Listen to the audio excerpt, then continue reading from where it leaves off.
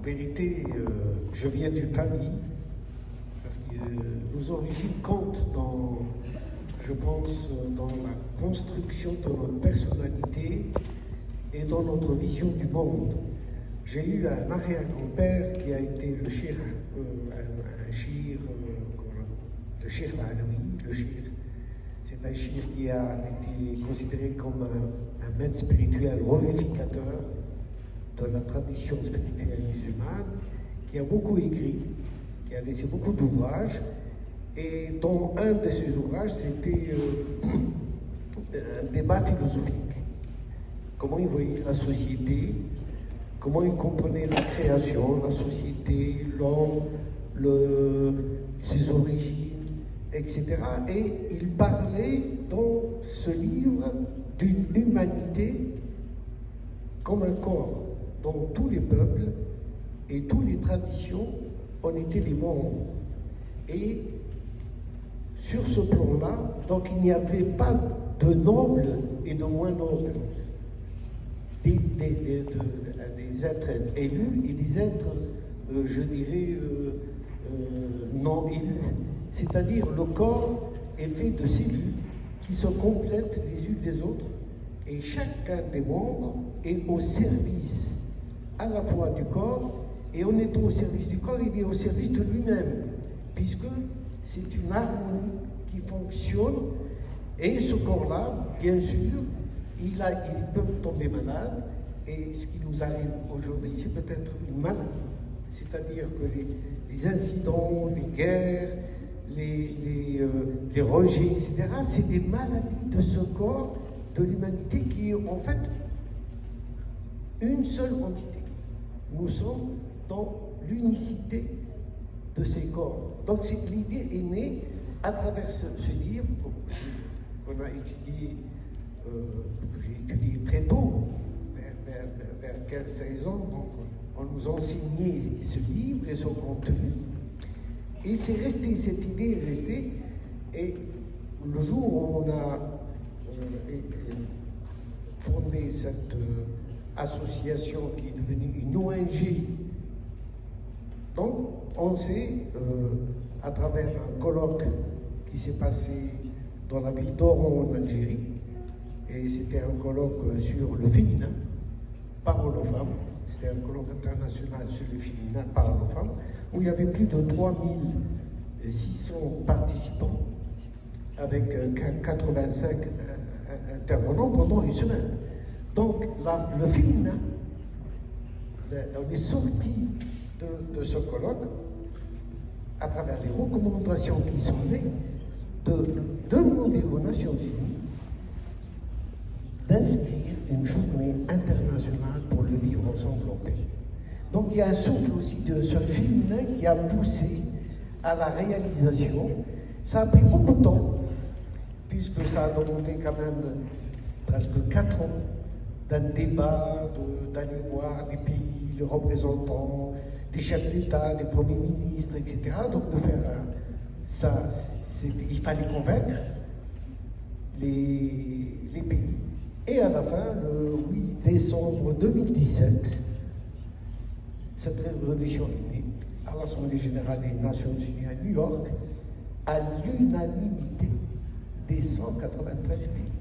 Et ça, c'est très rare, surtout aujourd'hui, ce que nous vivons aujourd'hui, de pouvoir réaliser un texte, une résolution, où tout le monde est d'accord. On peut vous applaudir parce que c'est un projet incroyable. D'avoir l'unanimité des pays, je peux vous garantir que c'est même limite. Ouais. C'est un travail de compagnon, c'est pas un homme tout seul ne peut pas réaliser ça. Mais il y avait une force, effectivement, qui était là. Et beaucoup des pays qui, au début, étaient hostiles, ce jour-là, c'était les premiers qui prenaient la parole pour dire « Nous vous avons toujours dit que c'était la voie à prendre. » Mais depuis le 2017, le 8 décembre 2017 jusqu'à aujourd'hui, si on fait le bilan, tous ces pays, à l'unanimité, qui ont voté pour cette résolution, qu'est-ce qu'ils ont fait? nous sommes loin, en presque 8 ans, nous avons reculé par rapport à ce temps-là. Et c'est plutôt, c'est pas le vivre ensemble, en paix, qui aujourd'hui nous vivons, mais c'est le vivre ensemble en guerre. Donc, il y a un travail, et ce travail, nous le continuons, et c'est l'occasion peut-être de le dire, parce qu'il y a beaucoup de nos amis de Tunisie. Je remercie Riyad de nous avoir invités. C'est que nous allons rencontrer à Tunis, du 27 décembre au 30 décembre de cette année, pour parler de l'éducation à la culture de paix. Parce que la paix, c'est pas juste l'absence de conflit ou de guerre. La paix, c'est une énergie. La paix, c'est un champ qu'il faut cultiver, et sans une éducation, vraiment, une éducation auprès des plus jeunes, c'est-à-dire qui commence avec l'âge le plus tendre, à la maternité. C'est par là qu'on peut glisser cette graine dans les consciences de nos enfants, afin qu'ils grandissent avec et qu'ils voient que la paix, ce n'est pas juste l'absence de guerre ou de conflit, mais la paix, il y a une paix économique, il y a une paix politique, il y a la paix sociale. La paix se conjugue à toutes les formes de la vie humaine et de la vie de la société. La paix avec soi, c'est par là que ça commence. La paix avec l'autre et la paix avec l'environnement. Parce que nous agressons aussi l'environnement, et les problèmes qui nous attendent, qui attendent les générations à venir, sont des problèmes gigantesques.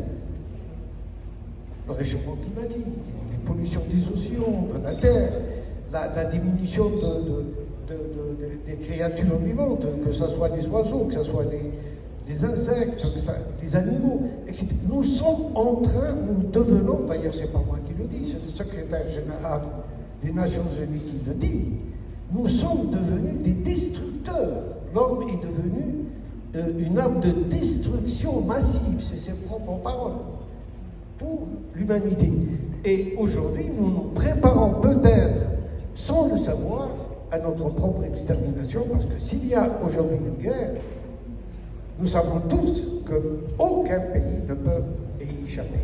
Et nous avons des exemples, il y a l'Ukraine, il y a le Moyen-Orient, ce qui se passe au Moyen-Orient, et ce qui se passe en Afrique sahélienne, etc.